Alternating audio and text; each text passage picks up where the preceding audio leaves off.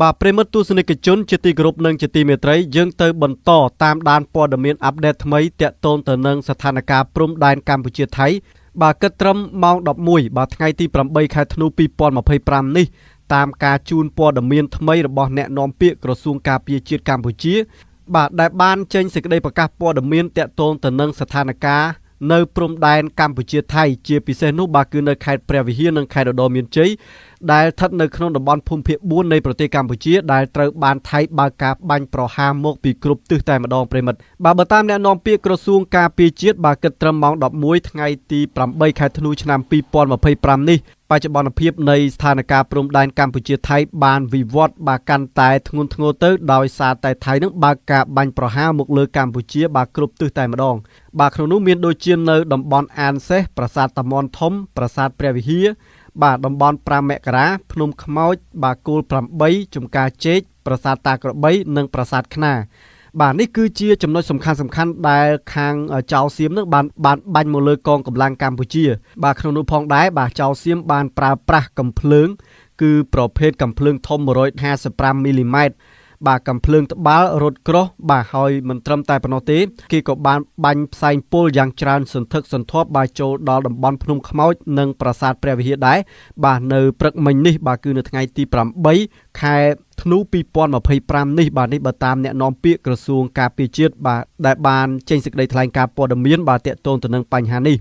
ហើយក្រៅពីនោះផងដែរបាទចៅសៀមនឹងក៏បានប្រើប្រាស់បាទយន្តហោះចម្បាំង F16 បន្តទៀតហើយបាទនៅក្នុងប្រតិបត្តិការបាទបាញ់ប្រហារមកលើកងទ័ពកម្ពុជាសម្រាប់ថ្ងៃនេះបាទហើយចំពោះបាទផលប៉ះពាល់វិញបាទយើងឃើញថា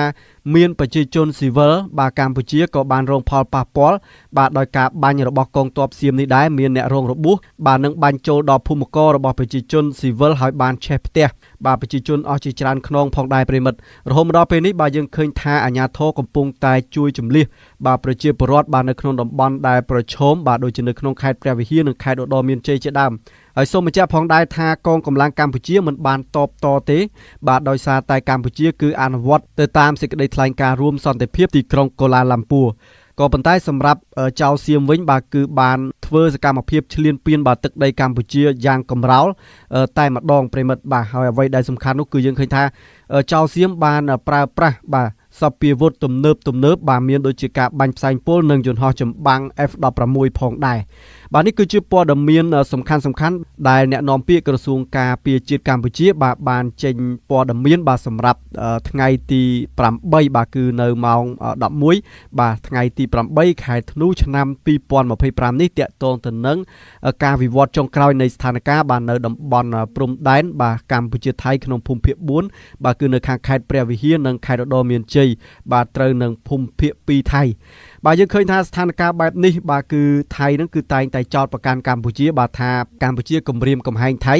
បាទក៏ប៉ុន្តែយើងឃើញថាថៃនឹងគឺបើកប្រតិបត្តិការបាទឈ្លានពានកម្ពុជារហូតតែម្ដងបាទប្រិមិត្តចំណែកឯសម្ដេចតេជោហ៊ុនសែននៅថ្ងៃនេះក៏បានសរសេរសំណេរនៅក្នុង Facebook របស់សម្ដេចបាទក៏បានបង្ហោះបាទតាក់ទងទៅនឹងសំណេរមួយ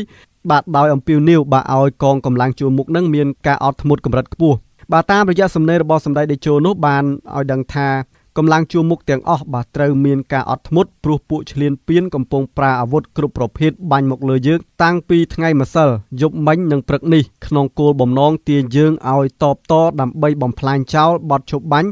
និងសេចក្តីថ្លែងការណ៍សន្តិភាពកម្ពុជាថៃបន្ទាត់ក្រហមដែលត្រូវតបតបានកំណត់រួចហើយសូមមេបញ្ជាការគ្រប់ជាន់ថ្នាក់អប់រំបងប្អូននាយទាហានពលទាហានយល់ដឹងគ្រប់គ្នាសូមអាជ្ញាធរគ្រប់ជាន់ថ្នាក់ខិតខំជួយដល់ប្រជាជនដែលភៀសសឹកចេញពីតំបន់គ្រោះថ្នាក់មកកាន់តំបន់មានសុវត្ថិភាពខ្ញុំបានលុបចោលកម្មវិធីការងារផ្សេងទៀតអស់ហើយដើម្បីមកជាមួយនាយករដ្ឋមន្ត្រីបញ្ជាលើកម្លាំងប្រដាប់អាវុធទប់ទល់ជាមួយការឈ្លានពានសូមការយោគយល់ពីភ្ញៀវជាតិនិងអន្តរជាតិដែលមិនអាចជួបខ្ញុំបានសូមកីឡាករកីឡាការិនីដែលទៅចូលរួមប្រកួត SEA Games លើកទី33នៅប្រទេសថៃចូលរួមការប្រកួតជាធម្មតាប្រិមត្តនេះគឺជាសំណេររបស់សម្ដេចតេជោបាទយើងឃើញថាបាទកម្ពុជាគឺបានកំណត់បាទបន្ទាត់ក្រហមបាទដែលត្រូវតបតបាទហើយអ្វីដែលសំខាន់នោះបាទគឺចំណុចចុងក្រោយហ្នឹងគឺតាក់ទងទៅនឹងកីឡាករដែលត្រូវទៅប្រកួតនៅ SEA Games ប្រទេសថៃហ្នឹងគឺនៅរក្សាបាទទៅចូលរួមប្រកួតជាធម្មតាបាទ ហើយថៃក៏បានបំភ្លឺព័ត៌មានដែរបាទការបំភ្លឺព័ត៌មានរបស់ថៃនោះគឺត្រូវបានចុះផ្សាយដោយបាទភូមិភាគ2របស់ថៃតែម្ដងបាទថាកម្ពុជាគឺជាអ្នកផ្ទុះអាវុធមុនហើយបង្កឲ្យបាទទាហានថៃ2នាក់រងរបួសផងដែរនេះគឺជាការបំភ្លឺបំភ្លៃព័ត៌មានរបស់ថៃព្រមណាដែលថៃតែងតែចោទប្រកាន់រាល់ពេលដែលមានការផ្ទុះអាវុធបាទគឺថៃតែងតែមានការចោទប្រកាន់ថាកម្ពុជាគឺជាអ្នកផ្ទុះអាវុធមុនរហូតបាទសូម្បីតែថៃបើកការបាញ់ប្រហារមកលើប្រជាពលរដ្ឋកម្ពុជានៅភូមិព្រៃច័ន្ទកាលពីពេលកន្លងទៅបណ្ដាលឲ្យមានប្រជាពលរដ្ឋស្លាប់បាទនិងរបួសបាទក៏ថៃនឹងគឺចោទប្រកាន់ថាកម្ពុជាគឺជាអ្នកបាញ់មុនដែរហើយករណីដំបូងបាទដែលថៃចូលមកបាញ់វរៈយោធាខ្មែរបាទដែលការពារព្រំដែននៅខេត្តព្រះវិហារឈ្មោះស៊ុនរ៉ាននោះបាទក៏ថៃបានចោទប្រកាន់ថាកម្ពុជាបាទគឺបាញ់មុនដែរក៏ប៉ុន្តែលទ្ធផលបាទគឺកងទ័ពកម្ពុជាប្រជាជនកម្ពុជាទេបាទដែលជាអ្នកស្លាប់បាត់បង់ជីវិតចំណែកឯថៃបាទគឺមិនមានការស្លាប់បាត់បង់ជីវិតនោះទេដូច្នេះវាគឺជាល្បិចបាទរបស់ថៃដែលបង្កឲ្យមានបញ្ហារកម្មរកូសនៅតាមព្រំដែនដើម្បីថៃនឹងមានការផ្ទុះអាវុធបាទទ្រង់ទ្រាយធំតែម្ដងខណៈពេលដែលនយោបាយនៅក្នុងប្រទេសថៃបាទយើងឃើញថានាយករដ្ឋមន្ត្រីថៃពេលបច្ចុប្បន្ននេះបាទគឺកំពុងតែធ្លាក់ប្រជាប្រិយភាពយ៉ាងខ្លាំងហើយការរំលាយសភាបោះឆ្នោតឡើងវិញនឹងក៏កាន់តែខិតចូលមកដល់បាទនៅពេលដែលនាយករដ្ឋមន្ត្រីនេះបាទកាន់តែមានប្រជាប្រិយភាពបាទចុះខ្សោយដោយសារតែអសមត្ថភាពក្នុងការដោះស្រាយវិបត្តិគ្រោះទឹកជំនន់នឹងនាយករដ្ឋមន្ត្រីថៃរូបនេះបានបង្កសង្គ្រាមជាមួយកម្ពុជាសារជាថ្មីដើម្បីបង្កើនប្រជាប្រិយភាពបាទអាចថាពេលបោះឆ្នោតខាងមុខបាទគេសង្ឃឹមថានឹងជាប់ឆ្នោតបាទដូច្នេះរឿងដដែលជាដដែលទេបាទដែលថៃបាទតែងតែបង្កបាទបញ្ហាជាមួយនឹងកម្ពុជាបាទទោះបីជាប្រទេសរបស់ខ្លួនបាទកំពុងតែរងគ្រោះធ្ងន់ធ្ងរដោយគ្រោះទឹកជំនន់ធ្ងន់ធ្ងរក្តីបាទចំណែកនៅព្រឹកនេះបាទគឺចូលថ្ងៃទី8ខែធ្នូ2025នេះបាទយើងក៏បានឃើញតាមរយៈ page បាទរបស់រដ្ឋមន្ត្រីក្រសួងការពារជាតិកម្ពុជាគឺឯកឧត្តមទាសីហាបានបង្ហោះបាទសារព័ត៌មានបាទតាក់ទងទៅនឹងសេចក្តីប្រកាសព័ត៌មានរបស់ឧត្តមសេនីយ៍ឯកម៉ាលីសូជាតាបាទអ្នកនាំពាក្យក្រសួងការពារជាតិកម្ពុជាក្រសួងការពារជាតិកម្ពុជាបាទខ្ញុំបាទសូមអានជូនទាំងស្រុងខ្លឹមសារដើមបាទនៃសំណេរនៅក្នុង page របស់ឯកឧត្តមទាសីហាដូចខាងក្រោមក្រសួងការពារជាតិនៃព្រះរាជាណាចក្រកម្ពុជាសូមជម្រាបជូនសាធារណជនអ្នកសារព័ត៌មានជាតិនិងអន្តរជាតិមេត្តាជ្រាបថានៅវេលាយប់ថ្ងៃទី7រំលងអាធ្រាត្រឈានចូលថ្ងៃទី8ខែធ្នូឆ្នាំ2025នេះក្រសួងការពារជាតិនៃព្រះរាជាណាចក្រកម្ពុជាបានកត់សម្គាល់បន្ថែមថា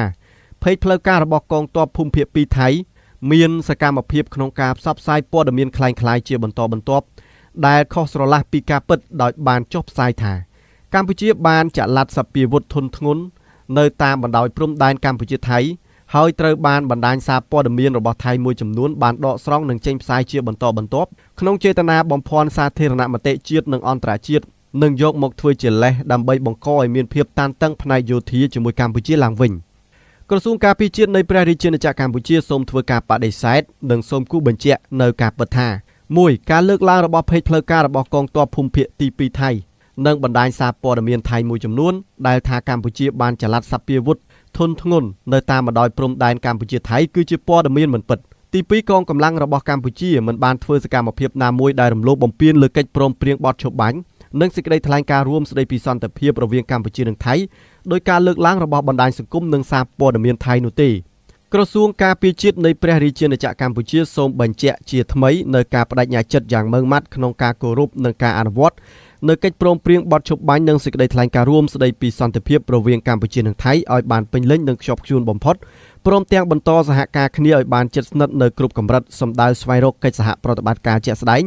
ដើម្បីលើកកម្ពស់សន្តិភាពនិងស្ថិរភាពរវាងប្រទេសទាំងពីរក៏ដូចជាការវិលត្រឡប់ទៅរកប្រក្រតីភាពឡើងវិញឲ្យបានឆាប់រហ័សបាទដូច្នេះយើងបានឃើញការចោទប្រកាន់របស់ថៃបាទគឺមានជាបន្តបន្ទាប់ហើយឥឡូវនេះគឺចោទប្រកាន់ថាកម្ពុជាបន្តចល័តសពាវុធធុនធ្ងន់បាទទៅតាមព្រំដែនតែការពិតបាទគឺក្រសួងការពារជាតិបានចេញមកបញ្ជាក់ហើយថានេះមិនមែនជារឿងពិតនោះទេបាទគឺកម្ពុជាខិតខំអនុវត្តបានបាទទៅតាមស្មារតីនៃសេចក្តីថ្លែងការណ៍រួមសន្តិភាពទីក្រុងកូឡាឡាំពួរក្រោមអធិបតីរបស់លោកដូណាល់ត្រាំប្រិមត្តណាបាទដែលកម្ពុជាបាទគឺបានដកអាវុធធុនធ្ងន់ចេញពីព្រំដែនជាបន្តបន្ទាប់បាទហើយក៏មានការ